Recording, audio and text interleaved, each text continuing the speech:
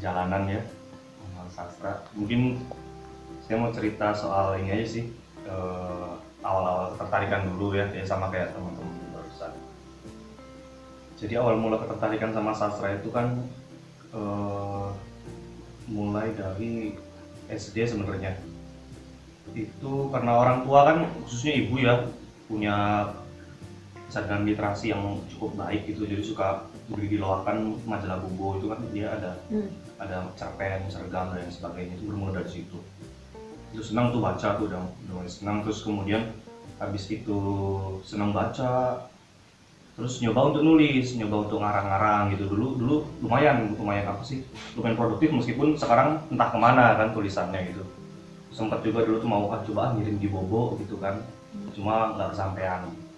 Nah itu bermula dari majalah Bobo, kemudian habis itu ke komik detektif Conan lah, Doraemon lah, Shinchan lah, kayak gitu-gitu.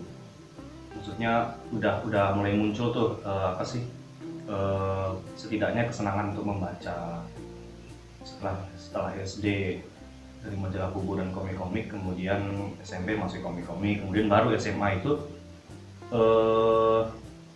baca novel pertama yang ada di rumah aja, novelnya ibu kan, novel lama, pengarangnya Muchtar Lubis, judulnya Tanah Gersang. Itu novel pertama yang tak baca. Dan untungnya pengenalan terhadap sastra itu yang tak baca pertama itu yang bagus gitu tuh. Jadi itu lumayan cukup beruntung gitu loh. Nggak tahu kan kalau yang pertama tak baca tuh Freddy S. Iya, atau apa tim lead kayak gitu kan, kita nggak tahu. Jadi lumayan beruntung lah. Nah setelah dari situ akhirnya mulai cari-cari lagi nih bukunya Muchtar Lubis nih apa sih. Oh ada di perpustakaan Harimau tak baca, itu SMA. Nah terus baru seputar itu aja tuh novel-novel, belum baru sekedar apa sih baca untuk kegemaran, hobi dan lain sebagainya lah. Karena saat itu juga dulu tuh udah sempat mau masuk jurusan bahasa, tapi karena nggak ada ya di SMA tuh nggak ada, akhirnya ke IPS. Dan ketertarikan terhadap sastra akhirnya ya mandek di situ aja gitu loh, nggak ada ini untuk nulis dan sebagainya. Paling puisi dulu tuh puisi karena dulu tuh seneng SMA tuh sama lagu-lagunya Iwan Fals kan, pertama tuh dikenalin tuh. Karena itu lagunya kan puitis banget kan. Lagu apa yang paling berkesan? Lagu yang paling berkesan Ibu tah. Ribuan kilo.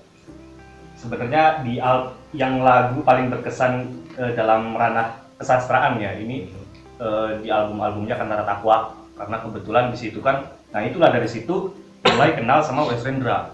Nah, ternyata Wes Rendra terlibat, Wes Rendra ada ini, ada sampai ngefan ya. Ya, ternyata Paman Doblang, terus kemudian ada ini yang ciptanya Wes Rendra tuh. Kemudian baru ngulik lagi nih, oh Wes Rendra ini siapa nih kan. Sebenarnya udah pernah denger sih, sastrawan aja taunya kan, buku SD sekolah tuh. Ngulik nih, oh ternyata Rendra puisi nih, baca penyair, kemudian sastrawan, budayawan, akhirnya mulai ngulik Wes Rendra. Setelah itu pernah juga tuh nyoba kayak Iis lomba baca puisi itu pertama kali di SMA tuh, tapi puisi yang ditulis sendiri gitu kan. Nah itu pertama tuh nulis puisi, tapi nulis puisi itu masih kayak apa banget dulu kan, pengaruh apa sih Iwan Fals sama Pamflet ya. masih kuat, jadi puisi demo. Tapi tuh kayak mentah-mentah banget gitu loh, cuma diubah kata-katanya doang gitu tuh. Masih ingat dulu tuh apa sih lagunya yang Terbanglah Garudaku, pokoknya kan nasionalis tuh ceritanya kan, temanya kan. Nah itu baca dulu, baca puisinya juga, untungnya juga baca puisinya tuh nggak tahu nih dapat referensi dari mana dulu tuh, jadi nggak yang terlalu mendayu-dayu gitu loh, gitu untungnya tuh. Nggak pantun ya.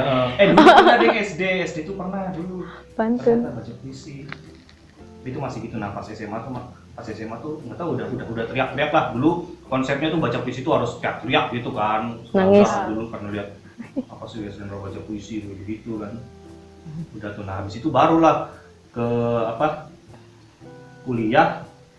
Sebelumnya tuh nggak mau sastra, sebelumnya tuh mau apa sih, lupa, komunikasi kalau nggak salah.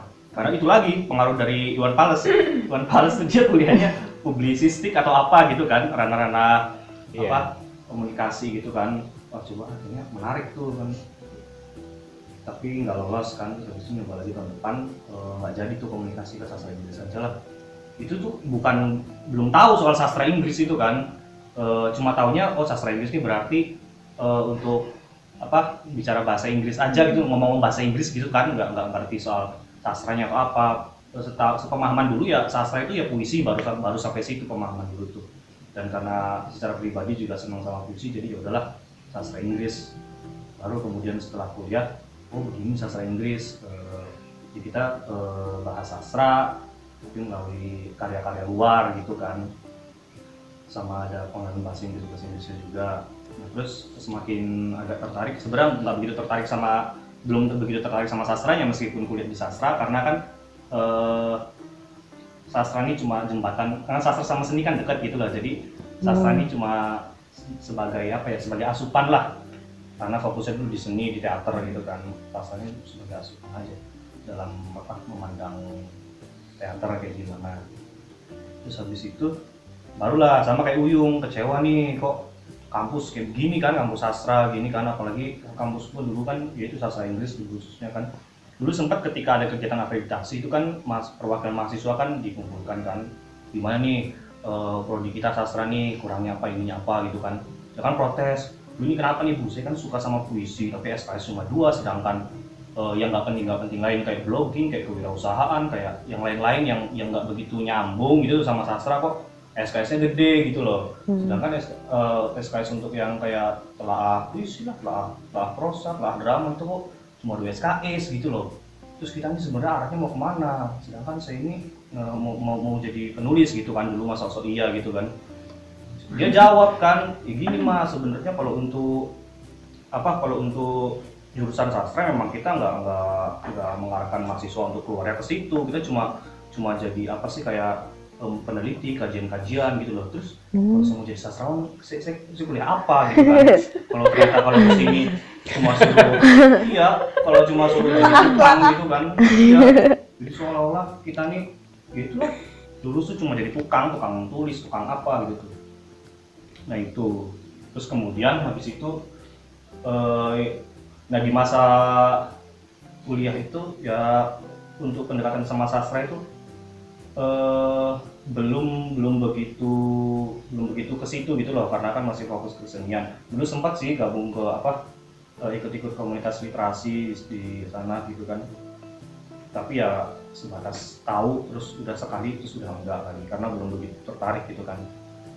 Sudah lulus, ceritanya ini sudah di Cirebon. Dulu juga nulis ini, kalau nulisnya baru nulis puisi sebatas itulah, belum ke esai, belum ke cerpen udah cuma tapi untuk kebutuhan tugas kuliah aja.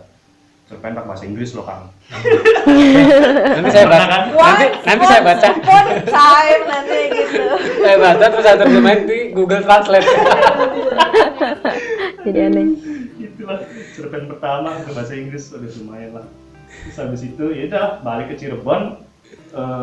Ini ceritanya udah balik ke Cirebon aja kan. Balik ke Cirebon tuh ya sama lah kayak Kang Edeng dulu cerita, balik ke Cirebon tuh bengong gitu kan, melongo gitu kan, melongo. Belum dengar tuh komunitas sastra, apalagi kehidupan gitu ya? Kehidupan sastra di Cirebon ini ada nggak sih? Terus sastrawan-sastrawannya kayak apa sih? Seniman-senimannya kayak apa sih gitu kan? Terus nyari-nyari lah kita kan, karena ini kan teman-teman tadi juga muaranya ke Lingkar Jenar lagi ya, karena ini juga ya berhubungan sama perjalanan sastra saya pribadi gitu loh. Terus kemudian akhirnya searching belum ke Lingkar Jenar, ke kelompok literasi itu kan. Nggak tahu. Sebatas itulah kan, nongkrong terus mereka gimana sih? Oh ternyata mereka ini nggak bahas sastra doang kan, dia tuh apa aja gitu dibahas kan, orang buku tentang daki gunung lah, apalah pokoknya yang sebacanya. Keajaiban Kan dasarnya entrepreneur. Ada di jelas kan. Gitu kan. Udahlah, itu juga lumayan berapa lama ya? 2 bulan apa ya? Cuma gabung doang, cuma ngobrol apa? Diskusi biasa. Udahlah. udah merasa gini-gini doang gitu kan, cari lagi kan apa kan sastra di Cirebon tuh. Dulu tuh ada sempat ini yang di kampus itu, cuma kan udah nggak aktif tuh, saya perhatiin sempat nemu tuh di Nusa Tenggara. Oke, dia udah nggak aktif, tapi cari lagi barulah ketemu tuh Lingkar Jenar kan, komunitas sastra yang setelah lihat tuh ini cukup konsisten, terus masih baru juga kan kelihatannya kan, terus dekat kan lagian di dulu pas pertama tahu di Perjuangan. Udahlah main ke sana kan, ya udah akhirnya setelah tahu dan diajak gabung, kemudian ya barulah itu lebih pemahaman terhadap sastra, terhadap karya sastra itu jadi lebih tercerahkan gitu loh. Bagaimana ketika membahas suatu tulisan, saya jadi kok ini teman-teman kok begitu detail gitu loh kan, membelah persoalan di entah itu esai, entah itu di naskah cerpen, entah itu puisi, yang saya sebelumnya nggak kepikiran kok mereka bisa begitu detail teman-teman ini kan.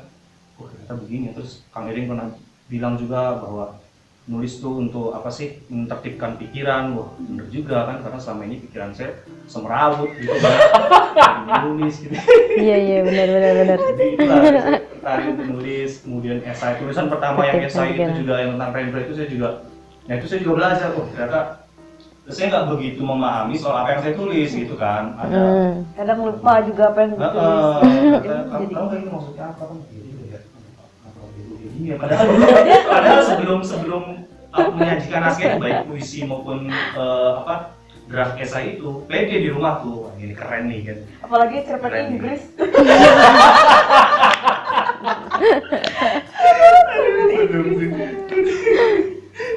Itu kan tuh disadarkan tuh ternyata nggak sekeren apa yang saya pikirkan gitu kan. Ternyata biasa aja gitu kan. Itu emang harus punya dilihat, karena emang sebelumnya juga belum pernah tuh karya saya ini dibedah, dibicarakan orang gitu. Apalagi ya paling kalau ini kan paling basa-basi teman-teman aja paling ini kan belum kok. Ya Allah, basa-basi. Tidak mendidik lah maksudnya. Tidak edukatif. Dan dulu niat saya masuk itu juga cuma sekedar diskusi, nggak ada ranah untuk nulis karena emang nggak tahu kan, kira kan ini kan sama kayak yang itu tuh. Sembrono disamakan dengan yang itu. Sembrono.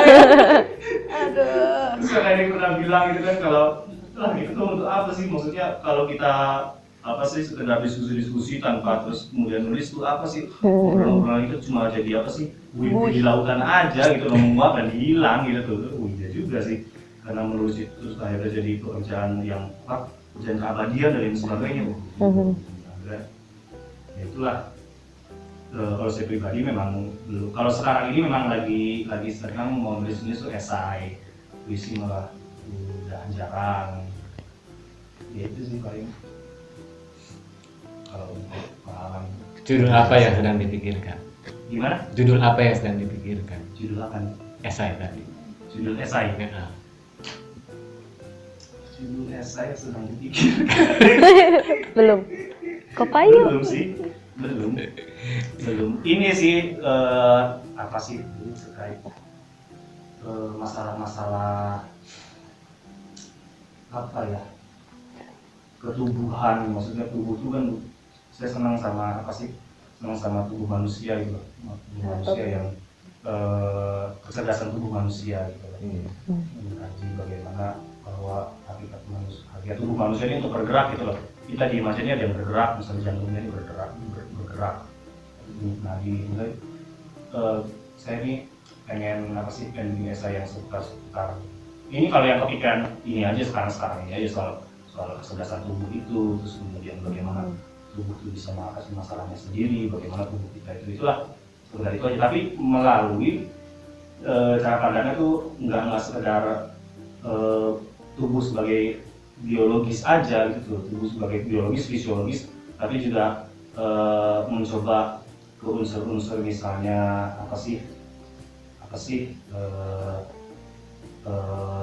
psikologis, kemudian pengaruhnya ke psikologis, kemudian pengaruhnya ke kehidupan batin seseorang, kehidupan rohani Secara seseorang. Kayak maknawinya. gitu sih. Itu sih. Ini- Aduh, berat dong. Apalagi rencananya sih Saya aja nggak paham. bahasa Inggris. Apalagi mau nulis pakai bahasa Inggris. Aduh. Google Translate. Berat. Untuk menertibkan pikiran yang semrawut. Saya pikir esai tentang pengalaman sekembalinya dari Jogja gitu kan. Masih ini ya. Mendapati kenyataan Cirebon seperti apa. Rasa ini jauh dari bayangan saya. Gila ini berat. Ini bisa jadi semacam anu ya. Karya ilmiah atau Jurnal. jurnal itu sih. Jurnal. Bukan kayak esai ya. Esai ada, cuma tuh masih inilah seputar seni paling kalau esai ini. Berat. Seputar seni, seputar aktoran kalau nulis esai-esai juga. Jadi kalau membaca Cirebon setelah pulang dari Jogja itu gimana? Membaca Cirebon ya. Gimana ya? Ini bukan berarti membanding-bandingkan dan sebagainya. Apapun. Apapun itu ya. Ya kehidupan khususnya baik itu kesenian kebudayaannya itu tuh masih apa ya? Masih kurang pasti, tapi lebih spesifiknya juga karena saya ini masih Kurang itu maksudnya Kurang ada itu- yang harus ditambah atau kurang ajar? Sarkas banget ya. Jujur aja nih, jujur lebih baik meskipun pahit. ya pertama juga masih sendiri masih misa-misa, terus kemudian belum ada apa ya, belum ada wadah yang dia tuh misalnya gedung kesenian aja nih, saya langsung ke situ aja karena di situ kan harapannya kan harus dianggap jadi pusat kebudayaan lah, pusat kebudayaan dan identitas kesenian dan kebudayaan Cirebon gitu kan. Kalau karena itu kan apa ya, dia kan gedung kesenian itu kan merepresentasikan atau mencerminkan suatu kehidupan di kota itu gitu loh. Kalau gedung kesenian itu terbengkalai, apalagi ekosistem itunya, keseniannya gitu kan pasti semrawut kan, itu aja gitu kan. Dan kemudian ya itu sih kalau untuk Cirebon ya. Kenapa masih butuh gedung kesenian? Masuk dulu sih. Iya, kenapa masih merasa butuh gedung kesenian? Maksudnya ini Pribadi. Iya. ya karena bukan merasa butuh, tapi kan ini kan sudah ada dan memang apa ya, karena kalau orang-orang khususnya awam ya, Cirebon itu kan tahunya misalnya gedung kesenian apa ya, ya supaya jadi wadah aja sih kan, supaya jelas gitu tuh, maksudnya supaya ada wadah aja sih, supaya ada wadah. Sebenarnya ngomong butuh atau tidak ya gimana ini bisa diperdebatkan butuh atau tidak gitu kan, karena kalau untuk saat ini kan sekalipun toh itu nggak ada kan kita juga bisa jalan gitu kan, kita bisa jalan gitu kan. Cuma karena sudah kadung ada nih, kan sudah kadung ada, orang di luar kan mereka nggak ngerti persoalan sini kan. Taunya kan ya udahlah ini gedung kesenian Cirebon, ada Dewan Kesenian Cirebon DKCIKO. Apa yang mereka lihat yaitu apa yang mereka lihat di seputar kegiatan di gedung kesenian, terus kemudian DKCIKO dan sebagainya, itu kan mereka memandangnya pasti oh Cirebon seperti ini gitu loh, maksud saya tuh kan. Jadi akhirnya bukan berarti kemudian saya membutuhkan misalnya fungsinya ini harus begini, pemerintah harus begini, begitu ya enggak juga. Cuma karena ini sudah kadung ada, dan itu tadi sih soal simbol itu tadi, bahwa gedung kesenian ini mau tidak mau jadi simbol kehidupan seni dan budaya Cirebon gitu loh, yang orang luar tuh lihat gitu loh, Karena sudah kadung ada. karena sudah kadung ada. Tapi jika tidak berguna, bagaimana jika diruntuhkan saja? Setuju. Itu Daripada menjadi beban gitu kan. Iya, beban. Ganti aja. orang gitu. Di setiap ketemu orang dari luar ditanyakan gimana aktivitas ke sana. Nah, gitu itu ya. gimana? Gedung Maksudnya kesepian. di mana? Wah, Kok sedih banget kayak rawa-rawa hutan. Ada uga-uga. Emang asalnya juga begitu. Iya. Asalnya kan rawa. Gitu sih. Gitu ya. Gitu. Tapi nggak usah sedih nih. Nggak usah sedih. Itu kan beda ya. Masing-masing Setiap- beda. beda. Gitu. Dan nanti akan saya bikin 4 bagian. Karena panjang-panjang deh. Kalau dibikin 2 1 jam iya masing-masing 1 jam kalau dibikin 2 itu Diri sendiri emang gak lama. ya itu nggak ada yang jabur. Baik teman-teman, sebenarnya pengen ngobrol lebih ini lagi ya, cuman Belum.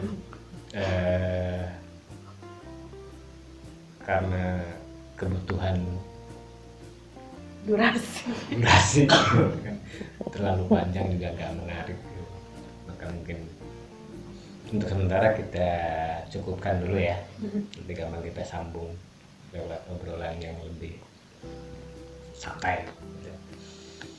Dan terima kasih banyak teman-teman sudah mau bercerita, apapun isinya ternyata membuat kita semua tertawa kan, kita bahagia. Tertawa itu bahagia loh, nggak ada tertawa sedih, kecuali ada tertawa sedih itu karena sudah yakin bahwa itu bukan coklat tapi tetap didulit. Coklat tembelek didulit tuh kan tembelek. Itu sedih tapi ketawa kan. iya iya Karena iya. terlanjur bau. Aku mencium baunya ya. Itu sedih tertawa sambil menangis tuh di situ. Itu temen. Oke ya, kita akan ngobrol lagi atau dengan tema yang berbeda di kesempatan mendatang. Semoga bisa berkumpul lagi dan Amin ya Allah. bisa membicarakan apapun deh, karena bukan isinya yang penting tapi silaturahminya, pertemuannya. Karena dari pertemuan itulah nanti kita akan bertukar gagasan, membuat sesuatu, dan itu yang jauh lebih penting, jauh lebih bermanfaat untuk kita semua. Terima kasih, mohon maaf jika selama obrolan tadi terdapat banyak kekurangan. Assalamualaikum warahmatullahi wabarakatuh. Waalaikumsalam warahmatullahi wabarakatuh.